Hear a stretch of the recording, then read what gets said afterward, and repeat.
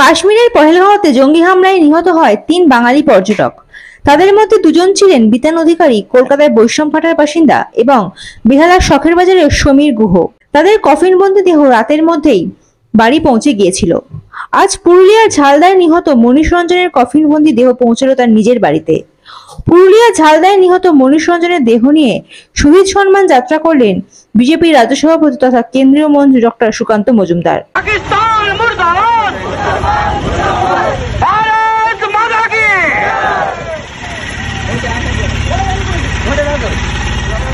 শহীদের রক্ত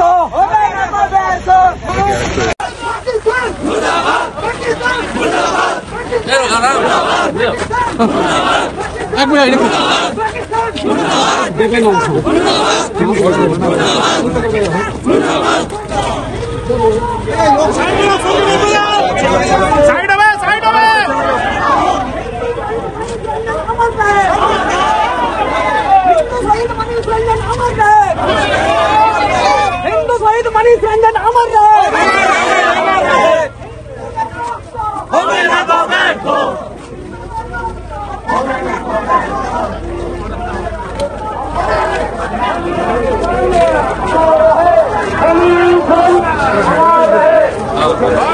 माता की देश के सपूतों की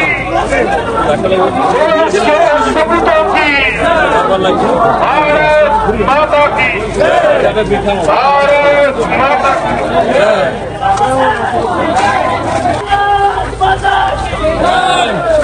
देश के गद्दारों को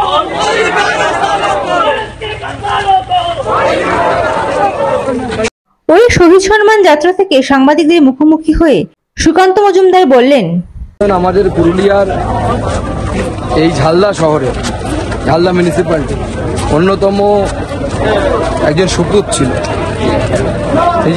নিজের যোগ্যতায় কেন্দ্রীয় সরকারি চাকরি পাওয়া এবং তাতে উঠেছে সন্ত্রাসের বিরুদ্ধে কি বলবেন? দেখুন, যে সন্ত্রাস হয়েছে এই ইসলামিক সন্ত্রাসের বিরুদ্ধে, ইসলামিক জিহাদিদের বিরুদ্ধে গোটা দেশ এই মুহূর্তে চরম আক্রোশে আছে এবং মানুষ চাইছে যে এর প্রতিকার হোক, এর প্রতিশোধ হোক।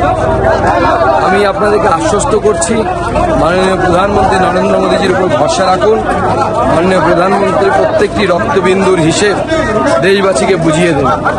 দেশবাসী মাননীয় প্রধানমন্ত্রীর এর আগে বিভিন্ন সময়, যে পুলওয়ামা অ্যাটাকের সময় হোক, আমরা সার্জিক্যাল স্ট্রাইক থেকে শুরু করে যা যা করেছি দেশবাসী জানে। তাই দেশবাসীর ভরসা মোদীজির উপরে আছে এবং মাননীয় প্রধানমন্ত্রী নরেন্দ্র মোদীজি নেতৃত্বে ভারতবর্ষ এর বিরুদ্ধে লড়বে এবং এই লড়াই আগামী দিনে আরো তীব্র থেকে তীব্রতর।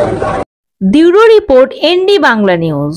সবার আগে সব খবর, সঠিক খবর পেতে ফেসবুক পেজটি ফলো করে এবং ইউটিউব চ্যানেলটি সাবস্ক্রাইব করে রাখুন আর শেয়ার করতে ভুলবেন না।